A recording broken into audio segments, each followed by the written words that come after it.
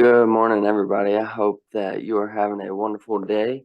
It is the real estate forecast. We are here. I'm having a buddy in, Justin. He's a super awesome guy. He is the owner of the Grove River Facebook account, and they have about 230 members now.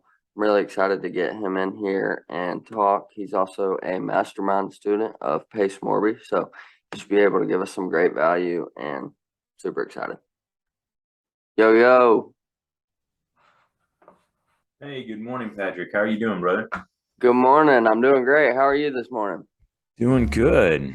Yeah, man. I had that little headache this morning, and I was like, man, I don't know if I'm gonna be able to do it. And then I took that little medicine and I felt better in like 15 minutes. I was like, all right, let's go.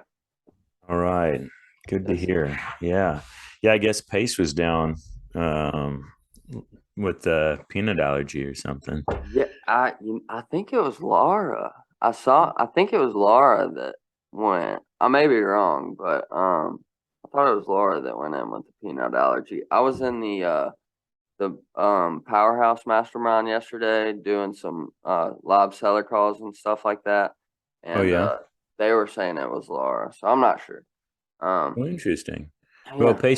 Pace is telling us all it was him, and he canceled Oh, the elephant challenge. I'm sure it was Payson.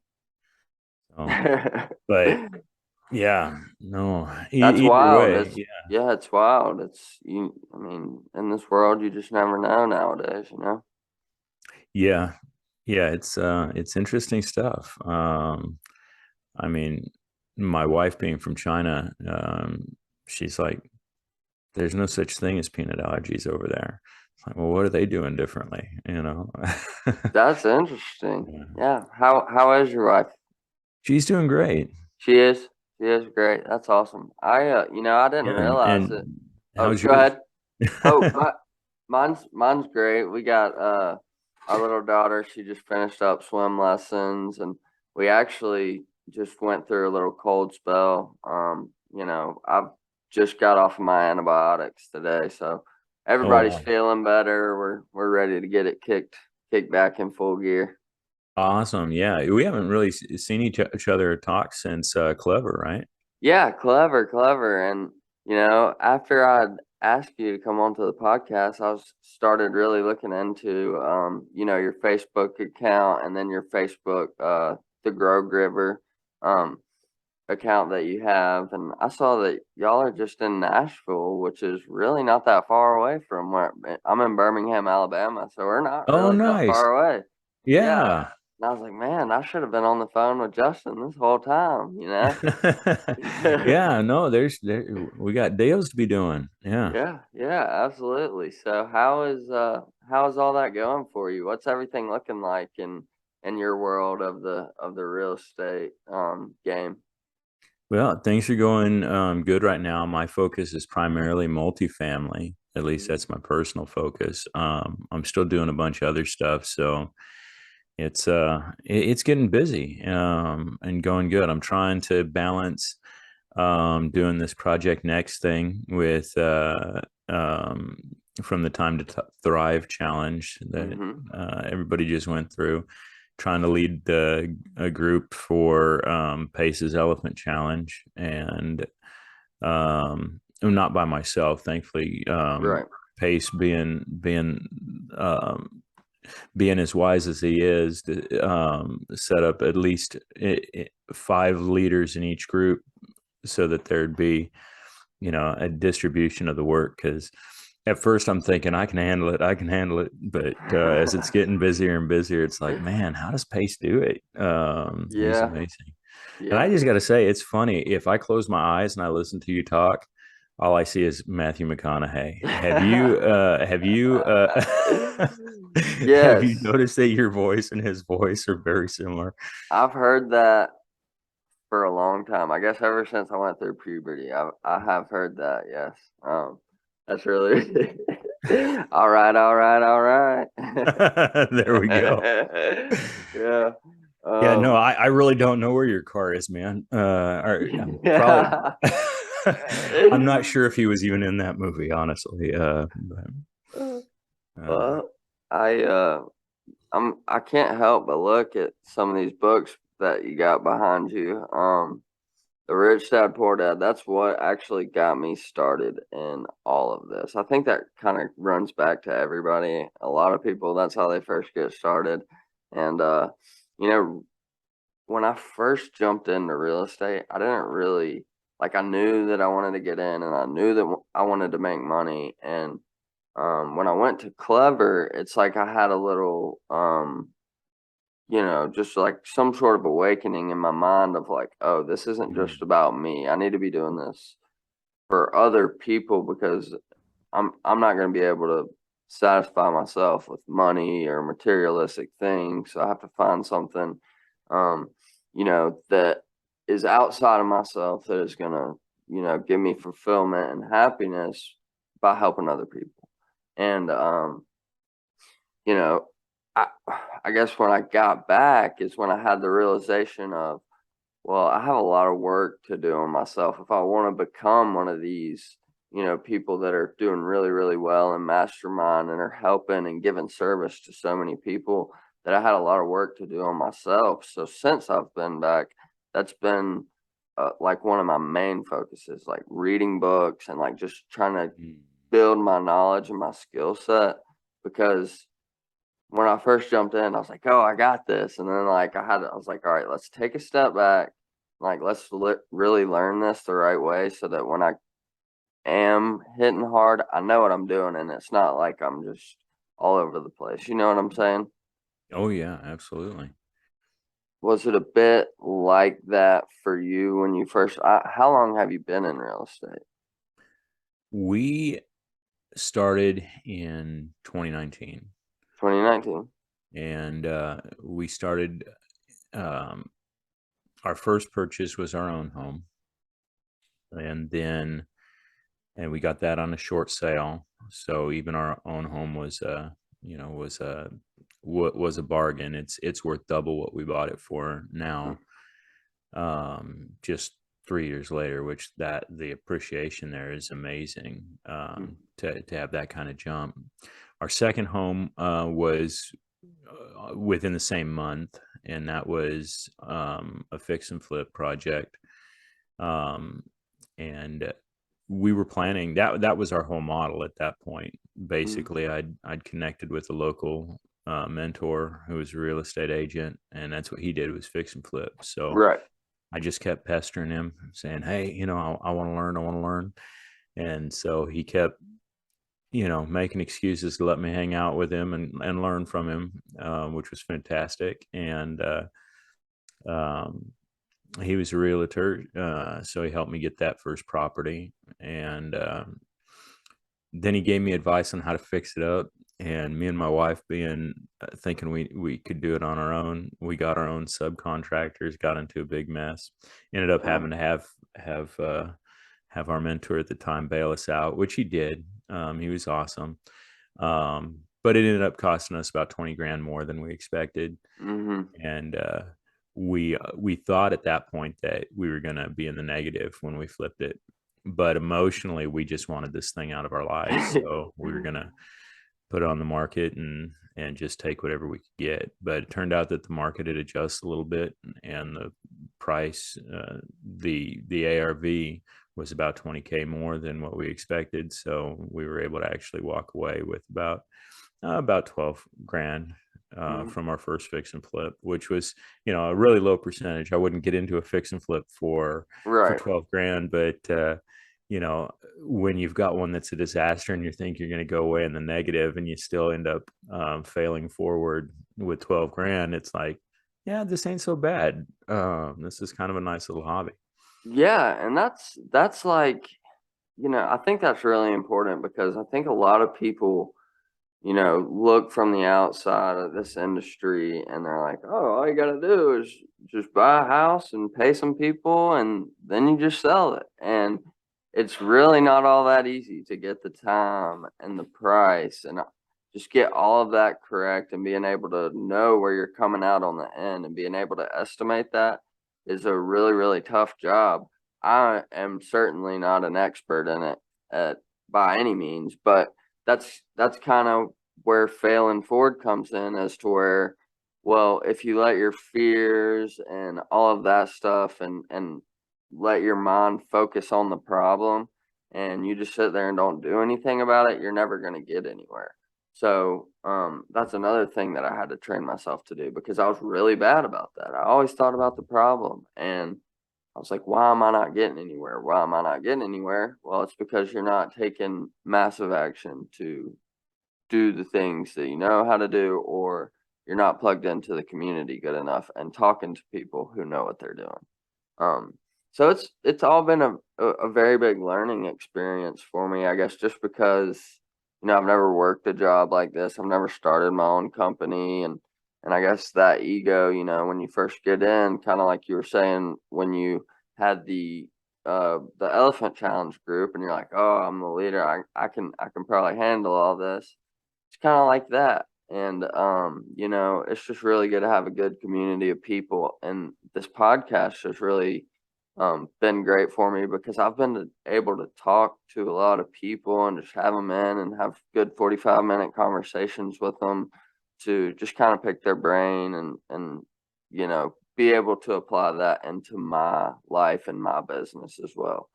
So I've really enjoyed doing that. How is the Facebook group going? The Grow Giver Facebook group. Yeah, we're growing.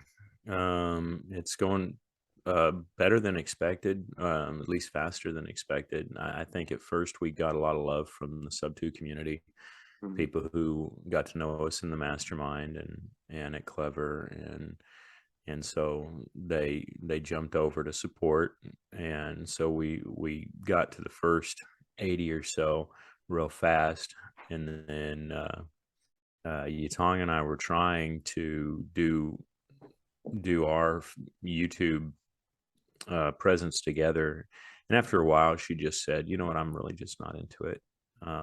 She wanted to do other things, so um, at at the mastermind, I got to talk to Steve Crawford, and Mm. he was interested in doing a podcast. And I said, "Hey, look, I got this thing going on. I mean, it's personal branding for me, but at the same time, um, I would like the brand to be bigger than me. um Mhm. I wouldn't mind, I wouldn't mind eventually, like Cody Sperber, who's known as the clever investor. I wouldn't mind being known as the grow giver, but I don't mind if Steve is known as the grow giver too, or Yutong's known as the grow giver, or anybody who's a part of that community is known as part of the grow giving community. You know what? And I think with the name Grow Giver, I don't think that there's any other way that it could really be from a mindset standpoint of where you're at. I mean, if you're going to grow a really big group and it's going to be called the Grow Giver, I mean, you're going to be wanting to be, not giving, but well, yeah, you want to be giving to people. You want to be helping and adding value to their lives. And I mean, there's not a cost to join into your Facebook group. You're just in there, you're helping Oh people. yeah. Um, you know, is it a thing where like people are posting their deals in there? Is it just kind of a networking type thing? Are y'all doing any live calls or anything like that? We do a mixture of stuff. So sometimes we'll get some, and I sort of do things on the fly. Like I'm not a closer. Um, I just have um, the confidence to go ahead and try and do take action. So because I'm helping out so many wholesalers, I'm not a wholesaler either. I'm a buy and holder who's focused on multifamily. But over the last few years, I mean, we've been in sub two paces mentorship for since 2020, so we've been in for a long time, and Mm-hmm. so we've yeah, I've listened to hours and hours and hours of paces calls, and so I don't mind jumping on and helping. So sometimes I'll jump on and help somebody try to close a deal or try to disqualify. A lot of wholesalers don't understand that if your goal is creative finance, well, no matter what your goal is, when you're wholesaling properties, it's it's all about the KPIs, and it's not about trying to convince somebody who doesn't want to sell their house to sell their house to you. If somebody doesn't have any pain, if somebody doesn't have any motivation to sell, then they're not the right seller for you, and you're not the right buyer for them. And so just getting to that no and moving on is the best thing you can do in some cases. So um not a lot of there's a lot of wholesalers who don't really like that. They're like, well, I was trying to get that deal and you disqualified them. I'm like, but one of the things we learn in sub 2 is that you can't say the wrong thing to the right seller, and you can't say the right thing to the wrong seller. Mhm. And so, I wouldn't feel good if I did twist Yeah. somebody's arm into doing something they didn't want to do. I mean, now obviously I'm not going to try to put my head inside or my brain inside of the seller's head, Mhm. and figure out what they want to do and don't want to do. But at the same time, what I find is that if you, it, there are really good aggressive salesmen who come with that approach, and they do lock up deals, but they will, from time to time, they will get a verbal yes on the phone, and then they'll be ghosted and they'll wonder why. And it's because, well, like Pace will say from time to time, a person whose mind has changed against their will is of the same opinion still. Mhm. Um, you convince somebody to tell you what you want to hear because you're so pushy on the phone, and you haven't really gotten a sale. All you've done is gotten somebody to come up with a clever way to get you off the phone with them. Yeah. That quote, is that How to Win Friends and Influence People? I'm not sure. Now, to be honest, first time I heard the quote was from my grandma. Second time was from Pace, but he says it more often, so I give him credit. Okay. Yeah, so I think it may be. I started reading it not too long ago. So when we went through the Project Next, or not the Project Next, so we went through the Thrive Challenge. It had some kind of Dale Carnegie, like I don't know exactly how his name was in there, but Dale Carnegie's name was in there. And anyways, Catherine's grandfather and her grandmother, they met at a Dale Carnegie like schooling event, like Oh, way wow. back when. Yeah. And they just passed away this last January. And so we live in in their home that they used to own. And like we like went back in their old room and like went and found these little awesome like little pins from like the Dale Carnegie School in like the 1930s. It Oh, was like man, that's it was amazing. so cool. It was so cool, and we were just like, man, like this can't be a coincidence that like we're doing the Thrive Challenge on Dale Carnegie, like living here, like we just found these pins. We're like, wow, that's really interesting and neat that we just found that. So we've also been balancing with the Project Next as well.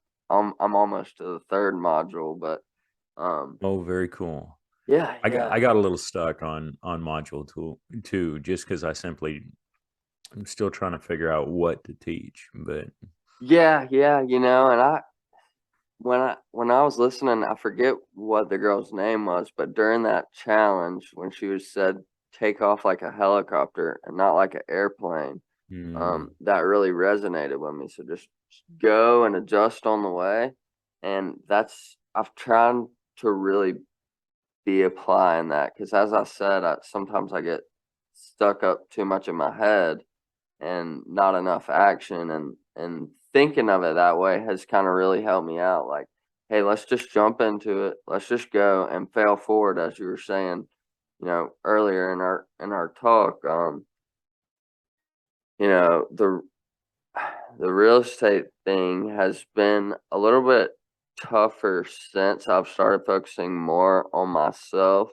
I don't pl- I guess what I'm trying to do is get into a routine to where that I don't have to focus all this time on myself. It'll just be automatic and I can focus on everything else during the rest of the day. And I'm absolutely getting there. It's taken a lot. I mean, I've changed completely as a person, and a lot of it is from just reading these books that I've been reading, like The Power of One More, How to Win Friends and Influence People. Prosperity Consciousness by Frederick Lehman. Like really, really good books. And it's like it just opened up my mind. And I didn't really realize the value of reading until I was 28 years old. Who knew? No, I get it. I started reading when I was younger, but that was because my life goal and passion when I was younger was to be in Christian ministry. So, Hmm. but it wasn't mindset books. In fact, mindset books were the furthest thing from what I wanted to read. In fact, I thought that the whole mindset industry was a scam. Mm-hmm. Um, I had very negative thoughts about it until I started. Um, uh, Basically, I started reading mindset books earlier this year, and I've noticed the same thing you're talking about. I mean, complete transformation. Yeah. Um, I mean, I think in the last 8 months, I've gone from being a pessimist to being an optimist. I've gone from being a negative person to being a positive person. From somebody who would naysay others and discourage their hopes and ambitions to somebody who's like, man, no, I want my life to be about encouraging others, and I mean, I Yeah. need that encouragement from others too. And you you attract what you send out, right? Absolutely, you do. Um, I think that's so important too. And it's like you say, you really don't know until you start doing it and you start looking into it. And then rather than that, you have to actually start applying those thoughts and actions into your mind in order to actually see that transformation. But it's good to hear that, you're kind of on that same timeline as me and you're kind of feeling the same things as me. Like that's really cool that books can do that and they have that much power. Um, Let me ask you this. So I know that you said you're in multifamily. When you're getting in or looking for these multifamily deals, are you only looking to get in them with creative finance, or will you buy pretty much anything as long as it fits the price? Like you'll go cash too, or you just strictly looking for creative finance? Well, when it comes to what we're looking for specifically, we're looking in red states. Well, I mean, red or blue is kind of irrelevant there. It's just red states tend to be more landlord friendly. So it's really landlord friendly states that we're looking in. Mm-hmm. And we're not, our buy box would probably be anything over, um, I would say, I would say 30 units would be a minimum, an absolute minimum, because we don't want to get into something where we have to manage ourselves. That would be a pretty big deal breaker if I can't have a management system in place in something that we get into. But we're looking for larger. Well, that's not super large, 30 to 40 units, but it's large for us in the sense that we're getting started, but we're willing to go for units that are larger than that as well, if the deal works. And so we're not trying to do something where we pull something down on our own. We know that we can't. That'd be too big for us, right? So we want to partner up with other people, figure out how to do the financing, figure out how to do the fundraising, and thankfully, I've had the privilege of being able to take some classes from Carlos. I've got to learn how to pronounce the guy's last name, but Ruiz, Reese, no, Reyes. no, that guy's awesome, Yeah, he is. but not him. Um, are you familiar with Keston Glasgow, who's part of Yeah, Sub Two? I had him on the podcast. You're literally the episode before you. Oh, awesome! Yeah, Oh, yeah. I dang. love Keston, man. I love Keston. Uh, okay, well now I'm nervous. I'm following Keston. You're doing great, man. I've had an absolutely wonderful conversation with you. Yeah, no, Keston is somebody I consider to be a mentor in Sub Two. So Keston, Marlon Johnson, um, there are just people within the community that are leaders of the leaders Yeah. in Sub Two, and Keston is definitely one of those guys. And he's partnered up with a guy from who's a student of Grant Cardone, whose name is Mm, Carlos, and they um, are they're killing it in the multifamily space. In fact, they're trying to get like $1 billion in multifamily properties over the next 7 years, and it's like that's amazing. And they're already well on pace for that. In fact, they'll probably in year 2 or 3 need to adjust that goal because of mm, how rapidly they're finding deals, putting together the money, and then getting into them. And so my goal is to basically, my original goal was to source deals for them or for Pace or for someone like Vina Jetty, someone who's big, maybe even Grant Cardone. I mean, if I can source the deal, then what I've been told is that, the person who brings the deal can get in on the GP side. So I mean, I'm not interested in assignment. I'm interested in learning and having equity and being and mm-hmm. growing in this thing. So that was my goal originally, but I think we're some other mastermind students within Sub Two have reached out and said, "Hey, let's put together a group and go after multifamily and see what we can do." And so um, having spent this time recently just pouring myself into learning how to underwrite deals and learning how to create a pitch deck so that I can raise money and learning how to I still don't know how to comply with the SEC completely. um, I mean, from what Pace says, I mean, it's about 20K just to get the proper lawyer to talk to you, and then you got to pay him after that even more to write up stuff for you. So there's a lot to learn in the multifamily space, but thankfully, thankfully we're in a great community where most of the trouble that we cause, there's somebody that we can ask for help. I, absolutely. I've never seen anything like it, truly.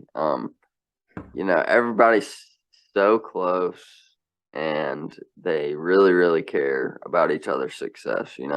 I've never seen an online group of people who, like, I'm serious. When I was maybe 2 weeks into Sub 2 when I went to Clever Summit, and it was like I went to go meet my family, like, that I hadn't seen in a year. Like, it was literally like everybody's that accepting and they're that nice and they really, truly, genuinely care for your success. They just, obviously want you to put in the action. They're like, I'm not going to do anything for you, but if you're out there busting your butt, I will do anything in my power that I can do to help you. And that's one of the cool things and why I wanted to have you on today is just you being a mastermind student, you being a leader of the Elephant Challenge, having a Facebook group. I mean, you're doing a lot and, you deserve some recognition for all the people you're helping. And if I can help, get more people to you or more deals to you, I want to be able to do that and, that be a contribution. And then it's a contribution to the people that you can help as well.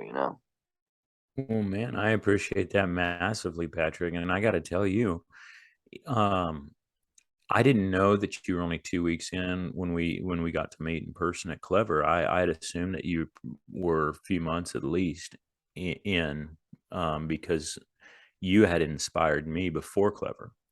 And I didn't, I don't know if I even mentioned that, but I'd seen a lot of your posts. I'd seen you hit the ground running when you joined the community. Your videos were everywhere. Your social media presence was on fire.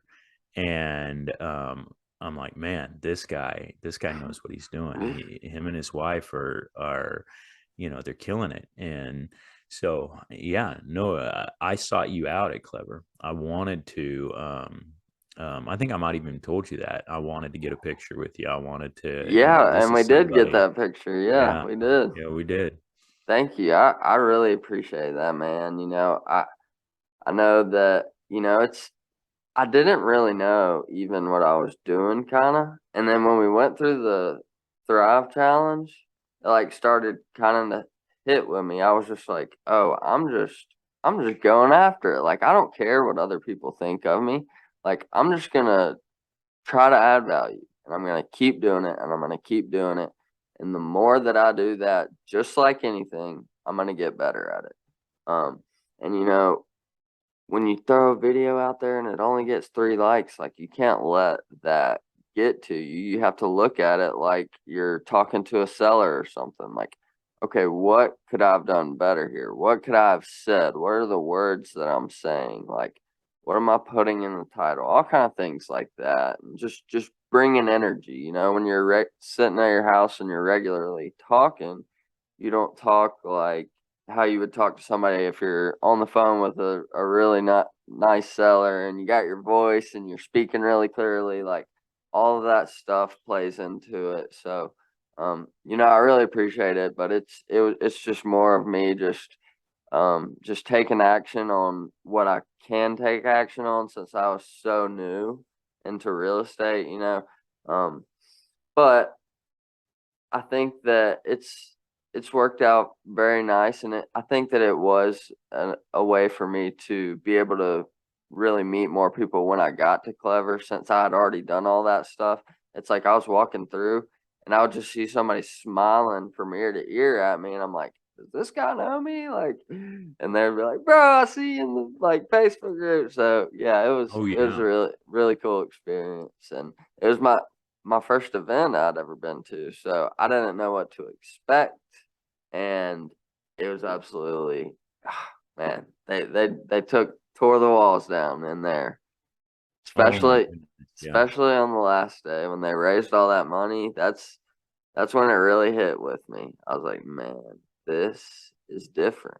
There's something different about this. I've never been to anything like this, so it really touched my heart that day. Well, and that's when I came up with the calling our group the Grow Giver.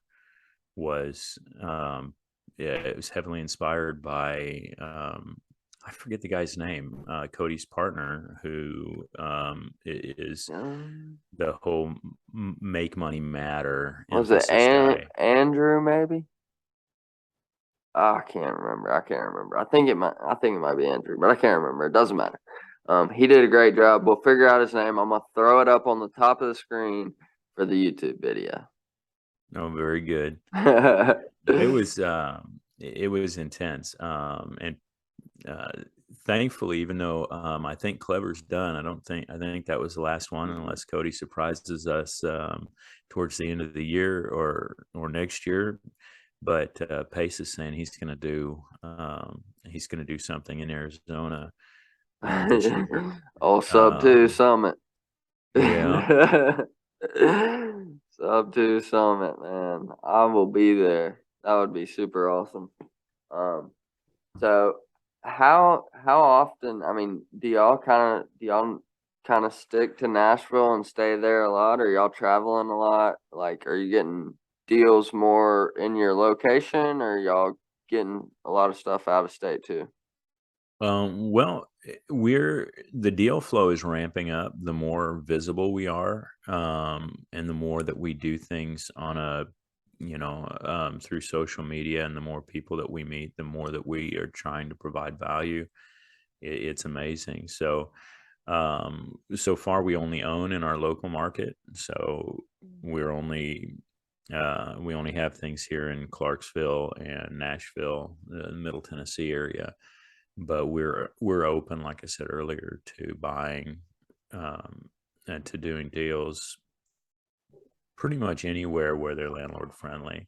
Yeah. And where they're not landlord friendly, I definitely be willing to either look at or help somebody structure a deal for you know fix and flip maybe in some other places.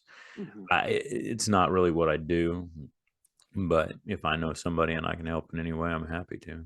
Yeah, absolutely. Did y'all get in the Gator tribe? Are y'all doing that? It's funny with the Time to Thrive challenge. We ended up getting access to the Gator. I did start out in it. I went to the first three to four Zooms, and then we figured, it's just really not for us. Um, uh, Honestly, we can only balance so many Yeah, things. y'all have a lot going on. Um, and so we decided, Yatong and I decided, let's just take a step back and we'll let other people do the Gator stuff. But now that we have access, I might go through the videos and just see what it's all about. Yeah, yeah. Um, I'm in it. I'm just working on my corporate credit. I haven't done anything with it yet. Um, that's kind of why I was asking, just because it's a lot, and I'm trying to do things the right way. Not trying to do everything the right way, but the things that I am doing, I'm trying to be informed on, and at least like uh have some repetitions with it, so that Mm, when I get on the phone or when I'm trying to make a deal or looking at a contract, it's not my first time. right. Um, so, um, We other did we did set up our business structure with Prime Corporate Services and okay, so y'all um, have like a mother company out of like what is it, Wyoming. Delaware, Wyoming? That's what it Yeah. is. Yeah, yeah, Wyoming. Yeah, we got that too. Um, I thought that was really cool. How they did the business structure, because my other LLC is through somebody else, and PCS all the way for sure. Um, We did it because we got sued. really? Yeah, it was a frivolous lawsuit. It was kind of crazy. We bought a duplex in Nashville, and one of it was two widowed old ladies who owned the property. One had lived on one side with her family, and the other had lived on the other side with her family. And I guess at some point, um, the one old lady on accident hit the other old lady with her car, and her grandson saw it as an opportunity after we bought the property, looked up our, because we just bought it on irregular terms, looked up our car insurance information, and then created this story that we'd lent them our car, and they for that accident to happen. But our insurance company fought it. It was no problem because we never knew them prior to buying the house.